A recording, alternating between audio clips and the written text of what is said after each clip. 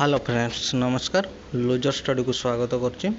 OPSC तरफ आमर notification आसी रिटन एग्जाम पाई तो पूरा शेड्यूल भी आसी तो देखीदेबा एबे पूरा नोटिफिकेशन विषय।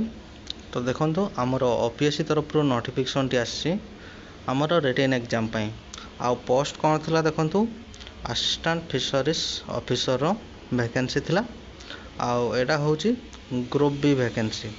क्लियर हो गले ग्रुप बी वैकेंसी रो थिला एटा आ एटा 2023-24 रो वैकेंसी थिला आ हमर जो रिटन एग्जाम हबो 22 डिसेंबर 2024 रविवार दिन कटक जोन रे हबो हला।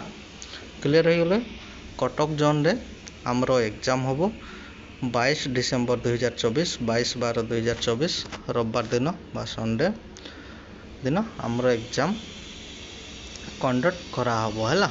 तो डेट विषय प्रोग्राम पूरा डिटेल्स देखीदेवा 22/12/2024 रे संडे दिन आओ मॉर्निंग सेक्शन रे देखंतु 9टा रु 9:30 रु 12टा पर्यंत आओ पीएच कैटेगरी मान को पई 9:30 रु 12:50 माने 50 मिनिट एक्स्ट्रा हला। क्लियर हो गले एटा होची पेपर 1 रो एग्जाम हबो। क्लियर हो गले तापर आफ्टरनून सेक्शन रे 2टा रु 4:30 आ पीएच कैटेगरी मान को पई 2टा रु 5:20 पर्यंत रहइबो। एटा होची पेपर 2 रहइबो हमरो। क्लियर हो गले तो जो भाई बणी माने भी जान नांती तांकर गुटी के जणै दियंतु मो तळे लिंक दे दोचे लिंक रो भी जाई डायरेक्टली साइट को आसी परबे।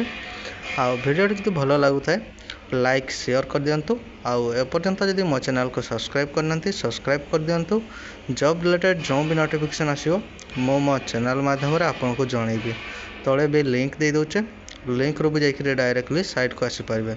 आ वीडियो जदि भलो लागु थाए लाइक शेयर कर दियंतु आ जो भाई बणी माने जान नांती तांकर को भी टिके मेसेज टी पहुंचांतु हला। रिटन एग्जाम पाई जो हमरो नोटिफिकेशन आछि। धन्यवाद।